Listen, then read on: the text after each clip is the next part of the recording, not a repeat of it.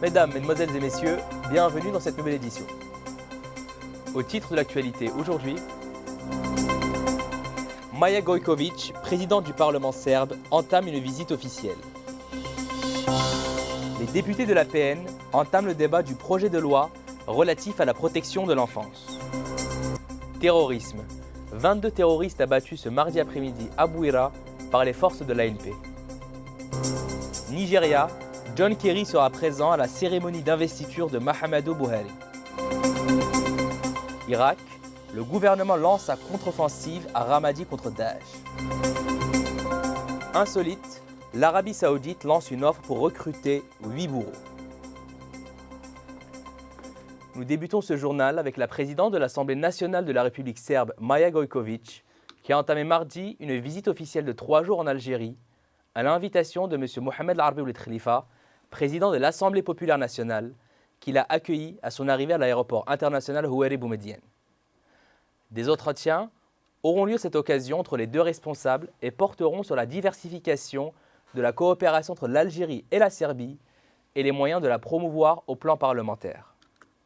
Madame Gojković aura également, lors de cette visite, des entretiens que de hauts responsables de l'État avaient indiqué l'APN dans un communiqué. Pour rappel, le président de l'APN avait effectué une visite officielle en Serbie en novembre dernier à l'invitation de son homologue serbe. Côté justice, les députés de l'Assemblée populaire nationale ont entamé mardi le débat du projet de loi relatif à la protection de l'enfance.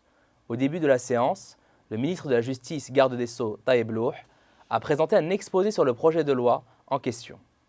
Dans son intervention, le ministre a indiqué que ce projet, qui s'inscrit dans le cadre de la mise en œuvre du programme du président de la République, vient renforcer le système relatif à l'enfance et les acquis réalisés durant ces dernières années. M. Louh a également précisé que depuis le recouvrement de la souveraineté nationale, l'Algérie a adopté plusieurs lois garantissant la protection juridique de l'enfant. Les travaux se poursuivront mercredi pour l'étude du projet en question et pour entendre la réponse du ministre de la Justice. Sur le plan sécuritaire, selon des sources du ministère de la Défense nationale, 22 terroristes ont été abattus ce mardi après-midi dans la wilaya de Bouira lors d'une opération de ratissage menée par les forces de sécurité de l'armée nationale populaire, qui ont également récupéré une quantité d'armes et de munitions, indique un communiqué du ministère de la Défense nationale. Lors d'une opération qualitative conjointe menée près de la localité de Frikiwa, dans la wilaya de Bouira, des détachements de l'ANP relevant respectivement des secteurs opérationnels de Bouira, de Blida et de Boumerdès, première région militaire, ont abattu dans l'après-midi du 19 mai 2015 22 terroristes. Ils ont également récupéré 11 pistolets mitrailleurs de type Kalachnikov, un fusil mitrailleur de type FMPK, 8 fusils semi-automatiques de type Simonov, un fusil à linette, un fusil à pompe, un fusil lance-grenade, un fusil de chasse à canon scié, un pistolet automatique, une quantité de munitions et d'autres objets, précise la même source. Le vice-ministre de la Défense nationale, chef d'état-major de l'armée nationale populaire et général de corps d'armée Ahmed Gaïd Salah a reçu hier, au siège du ministère de la Défense nationale, le général David Rodriguez, commandant de l'Africom, qui effectue une visite en Algérie. Les deux parties, qui ont eu des entretiens en présence de hauts cadres du MDN et de l'état-major de l'ANP, et la délégation qui accompagne le responsable militaire américain, ont abordé les questions d'intérêt commun relatives au contexte sécuritaire dans la sous-région du Sahel et au voisinage, pour une meilleure coordination des actions en matière d'échange et de renseignement et des expériences dans ce domaine, précise un communiqué du MDN. À l'initiative de l'Union générale des étudiants musulmans algériens, un appel a été lancé le 19 mai 1956 en direction des étudiants et des lycéens algériens à déserter les bancs des écoles pour rejoindre les maquis de la Révolution. Avec un diplôme en plus, nous ne ferons pas de meilleurs cadavres, est-il souligné dans l'appel de l'UGMA qui ajoute « À quoi donc serviraient-ils ces diplômes qu'on continue à nous offrir pendant que notre peuple lutte héroïquement, pendant que nos mères, nos épouses, nos sœurs sont violées, pendant que nos enfants, nos vieillards tombent sous la mitraillette, les bombes et le napalm ?» Suite à cet appel, des dizaines d'étudiants et de lycéens algériens ont rejoint le maquis de la Révolution. Un acte qui marque l'adhésion, sans condition, de cette frange de la société algérienne à la lutte de l'indépendance du peuple algérien contre le joug colonial français. L'appel de l'UGMA aux étudiants et lycéens algériens est intervenu à peine une année après la constitution de cette organisation le 8 juillet 1955. Les étudiants d'aujourd'hui ont l'obligation d'aimer leur patrie, comme l'ont fait 59 ans auparavant leurs aînés. En 1956, les étudiants avaient déjà déserté les bancs des lycées et des universités pour rejoindre massivement la lutte armée. Aujourd'hui, ils font face à de nouveaux défis, parmi lesquels l'unification des rangs pour contribuer au développement économique, social et culturel du pays. Les étudiants doivent prendre leurs responsabilités et faire face à tout ce qui peut déstabiliser ou porter atteinte à l'intégrité du pays. La garde communale bénéficiera d'un microcrédit après l'accord conclu ce matin par le ministère de l'Intérieur et le ministère de la Solidarité nationale, représenté par l'Agence nationale du microcrédit. À cet égard, le directeur général des ressources humaines du ministère de l'Intérieur a déclaré que cet accord est un profit important pour cette frange. Le microcrédit est un gain important qui s'ajoute aux anciens bénéfices qu'ils ont eus auprès du ministère de l'Intérieur, qui a respecté ses engagements et tenu à ses promesses faites aux représentants de ce corps, parmi les plus récentes et les plus importantes, celle de la couverture sociale à 100%. إمضاء هذه الاتفاقية التي سوف تسمح لأعوان الحرس البلدي المتقاعدين وذوي حقوق المتوفين من الاستفادة من هذا الجهاز المهم، وهذا مكسب آخر يضاف إلى كل المكاسب والمطالب التي تحققت، وكذلك إمضاء هذه الاتفاقية يعتبر تحقيق لالتزام آخر من التزامات وزارة الداخلية والجامعات المحلية والتي تعهدت بها. Par ailleurs, le représentant des gardes communaux a appelé ses collègues à revenir à la raison et ne pas donner de crédit aux rumeurs colportées, alors que leurs doléances sont en train de se réaliser progressivement. جهاز أعوان الحرس البلدي هو جهاز من أجهزة الدولة. نوجه لهم رسالة، احنا ما نحبوا حتى واحد يتبنى الملف تاعنا. كاينة دولة تتكفل بالملف هذا، وكاين مجلس وطني للحرس البلدي هو اللي يدافع على حقوق أعوان الحرس البلدي. هذا الناس اللي راهي تخرج في الناس الشارع، كاينة أيادي خفية هي اللي راهي تسير في هذه الأمور. احنا باب الحوار مفتوح، المطالب تاعنا دليل أو اليوم تلبى المطلب الثاني خلال الأسبوع. Sur le sujet de l'éducation, le ministère du secteur a apporté un démenti formel aux informations publiées par un organe de presse concernant les listes de cours de référence de la 3e année de l'enseignement secondaire général et technique. Le ministère indique que ces informations dénuées de tout fondement risquent d'induire en erreur l'opinion publique et de déstabiliser les élèves, surtout pendant cette période sensible de préparation. À ce titre, il fait appel à la vigilance des élèves et à leur capacité de discernement quant aux informations leur parvenant en dehors du canal officiel du ministère de l'Éducation nationale, assurant que les épreuves du baccalauréat porteront comme annoncé à plusieurs reprises sur les cours dispensés effectivement. Sur le plan international, le parlementaire de l'ONU et du soutien des réfugiés a annoncé sa volonté d'aider le gouvernement malaisien à accueillir les réfugiés provenant de plusieurs pays asiatiques et en particulier de Birmanie. Il a déclaré qu'il fournira à la Malaisie les articles médicaux et de secours nécessaires pour qu'elle accueille plus de réfugiés. Cela vient après la décision de l'État malaisien de fermer les eaux face aux bateaux des réfugiés musulmans en provenance de Rohingyas, fuyant les persécutions religieuses en Birmanie. Les autorités malaisiennes, indonésiennes et thaïlandaises fournissent de la nourriture et de l'eau aux migrants capturés dans les eaux internationales mais refusent de les accueillir. L'Organisation internationale pour les migrations a annoncé que plus de 8000 immigrants illégaux, essentiellement en provenance de Birmanie et du Bangladesh, ont afflué vers les côtes de la Malaisie, de l'Indonésie et de la Thaïlande. Au Yémen, le gouvernement en exil a annoncé mardi qu'il allait organiser la résistance contre les rebelles Houthis et les forces qui les soutiennent et préparer son retour au Yémen au terme d'une conférence politique à Riyad. La conférence a réuni pendant 3 jours des représentants de partis politiques et de la société civile sous la présidence du chef de l'État yéménite Abderrabou Mansour Hadi et de membres de son gouvernement réfugiés en Arabie Saoudite. Tout en disant œuvrer ensemble pour rétablir l'État et l'autorité légitime du président Hadi, les participants ont décidé d'organiser et de renforcer la résistance gouvernementale et populaire contre la rébellion qui contrôle la capitale Sanaa et de vastes régions du Yémen.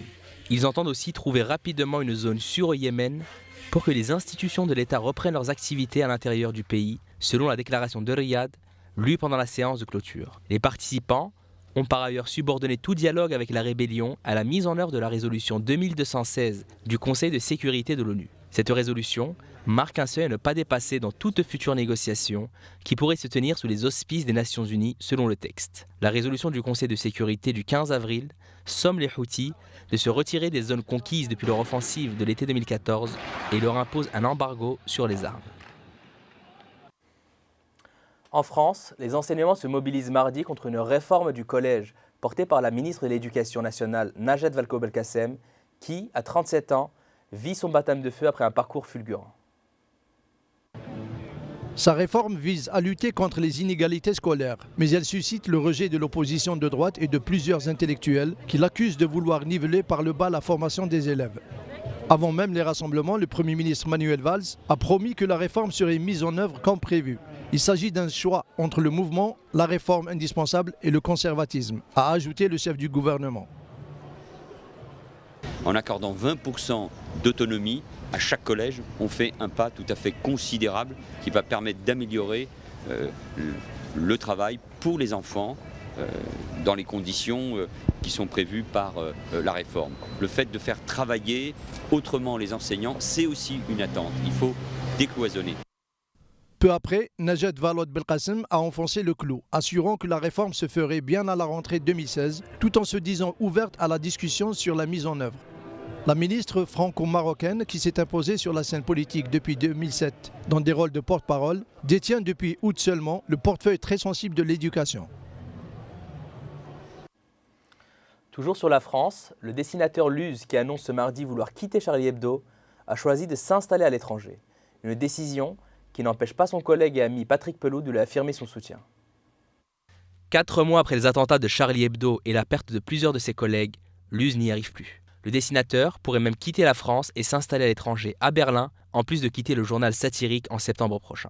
Cette décision de Luz a fait réagir, mais a bien été accueillie par son ami Patrick Pelloux, chroniqueur à Charlie Hebdo. Il a déclaré que le caricaturiste avait pris une décision de courage, une décision tout à fait réfléchie. C'est très dur, parce que c'est un ami, et je respecte sa décision, qui est une décision artistique, a avoué Patrick Pelloux. C'est son choix, il est tout à fait respectable, on ne quitte pas le navire car on est tous solidaires. Il n'y a ni lâcheté, ni sabordage de quoi que ce soit, a-t-il continué. Avant de lancer un message d'amour à son ami, je t'aime mon frère. Officiellement, le départ de Luz n'est donc pas lié aux tensions qui secouent la rédaction depuis plusieurs mois. La semaine dernière, la journaliste Zineb El Razaoui a été mise à pied et menacée de licenciement. La direction lui reproche les absences et des retards dans ses reportages. Elle a reçu le soutien de la majorité de la rédaction, et notamment ceux qui ont co-signé avec elle une tribune parue sur Le Monde fin mars, dans laquelle elle s'interrogeait sur la façon dont l'argent récolté allait être utilisé. François Hollande et Angela Merkel ont appelé mardi à un accord ambitieux, global et contraignant sur le réchauffement climatique lors d'un sommet à Berlin destiné à préparer la conférence des Nations Unies sur le climat.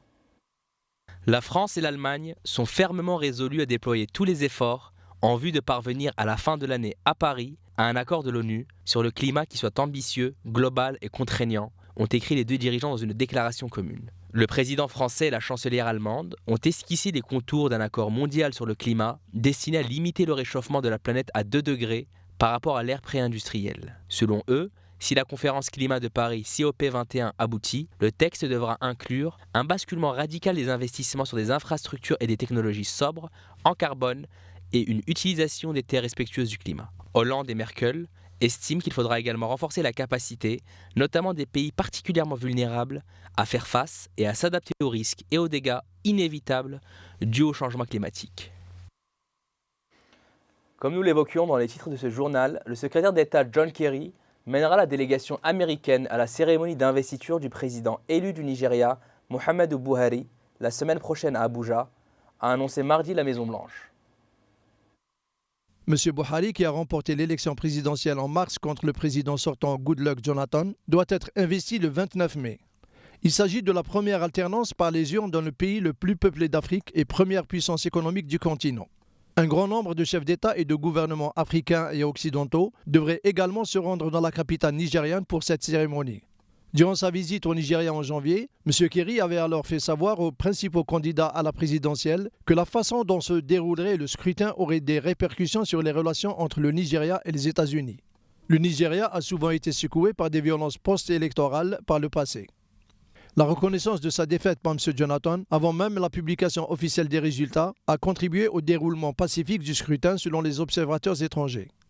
Le Parti démocratique populaire de M. Jonathan était au pouvoir depuis la fin des dictatures militaires en 1999. Après sa victoire à la présidentielle, le Congrès progressiste de M. Buhari a également remporté la majorité des sièges au Sénat et à la Chambre basse du Parlement. Le correspondant irano-américain du Washington Post à Téhéran, Jason Rezaian, détenu en Iran depuis juillet 2014 et accusé d'espionnage, comparaîtra devant un tribunal le 26 mai, a annoncé mardi son avocate. Maître Leila Ahsen a indiqué que l'épouse de M. Rezaian, également journaliste, et un autre accusé, tous deux libérés sous caution, avaient été convoqués à comparaître le même jour. Il semble que tous les trois vont comparaître ensemble, a déclaré Mme Ahsen. S'il y a suffisamment de temps, sinon, la procédure aura lieu lors d'une autre audience. Le journaliste irano-américain qui collabore au quotidien Washington Post depuis 2012 a été arrêté le 22 juillet 2014 avec son épouse, depuis libéré sous caution. Jason Rezaian, 39 ans, avait été inculpé le mois dernier pour espionnage et collaboration avec des gouvernements hostiles. Son dossier d'accusation a été remis en janvier au tribunal révolutionnaire qui juge habituellement les affaires portant sur des crimes politiques ou touchant à la sécurité nationale. L'incarcération de Jason Rezaian à la prison d'Evin, dans le nord de la capitale, avait provoqué de nouvelles tensions entre l'Iran et les États-Unis, alors que les deux pays qui ont rompu leurs relations diplomatiques après la révolution islamique de 1979 sont engagés dans des négociations difficiles sur le programme nucléaire de Téhéran. En mars dernier, le président américain Barack Obama avait appelé le gouvernement iranien à libérer le journaliste qui a souffert d'ennuis de santé. Mais l'Iran, qui ne reconnaît pas la double nationalité, affirme que le dossier est purement iranien. En Irak, des milices chiites se rapprochaient mardi de Ramadi pour tenter de reprendre rapidement cette ville avec les troupes gouvernementales avant que les terroristes du groupe Daesh n'en fassent une place forte dans l'ouest du pays. Le gouvernement irakien veut lancer sa contre-offensive sans délai après la chute dimanche de Ramadi qui constitue un revers dans la lutte contre Daesh selon Washington. Pour ce faire, le Premier ministre Haïdar el-Abadi s'est résolu à faire appel aux milices chiites qu'il avait jusque-là tenues à l'écart de la plus grande province d'Irak pour éviter de s'aliéner sa population majoritairement sunnite. M. Abadi a ordonné lundi l'installation de nouvelles lignes de défense à Ramadi pour redéployer les troupes, ont indiqué ses services après sa rencontre à Bagdad avec le ministre iranien de la Défense, Hossein Dahgan. Le Premier ministre, en poste depuis 8 mois, est critiqué pour ne pas avoir évité la chute de cette ville, située à une centaine de kilomètres de Bagdad. Cette perte représente le plus sérieux revers pour le régime depuis l'offensive ayant permis à Daesh de contrôler de vastes territoires en juin 2014. Insolite. Les autorités saoudiennes ont déposé ce mardi une offre d'emploi pour le recrutement de 8 bourreaux. Ces derniers seront chargés d'exécuter les condamnés à mort et parfois d'amputer les voleurs. Savoir manier le sabre est un plus. Le gouvernement saoudien a publié ce mardi une offre d'emploi pour le recrutement de 8 bourreaux pour exécuter par décapitation le grand nombre de condamnés à mort dans le royaume. Aucune qualification particulière ni expérience ne sont requises pour des emplois de bourreaux, dont la fonction sera d'exécuter les condamnés à mort selon l'offre d'emploi mise en ligne sur le site du ministère des Services publics. Les futurs fonctionnaires seront aussi appelés à pratiquer des amputations sur des personnes condamnées pour vol. L'annonce de ce recrutement coïncide avec une augmentation du nombre des exécutions dans le royaume où viol, meurtre, apostasie, vol à main armée et trafic de drogue sont passibles de la peine capitale en vertu d'une version de la charia. 84 personnes ont ainsi été exécutées depuis le début de l'année, alors qu'il n'y en avait eu que 87 pour toute l'année dernière. Amnesty International s'est inquiété en mars du nombre important de décapitations pour trafic de drogue en Arabie Saoudite, notant qu'elle représentait plus de la moitié des exécutions depuis le début de l'année. En septembre 2014, un expert indépendant travaillant pour l'ONU avait exprimé son inquiétude concernant le déroulement des procédures judiciaires et a appelé à un moratoire sur les exécutions en Arabie Saoudite. Dans le rapport annuel d'Amnesty International pour 2014, l'Arabie Saoudite a figuré parmi les 5 pays qui exécutent le plus de personnes. C'est la fin de ce journal. Merci de nous avoir suivis et à bientôt sur Numedia News.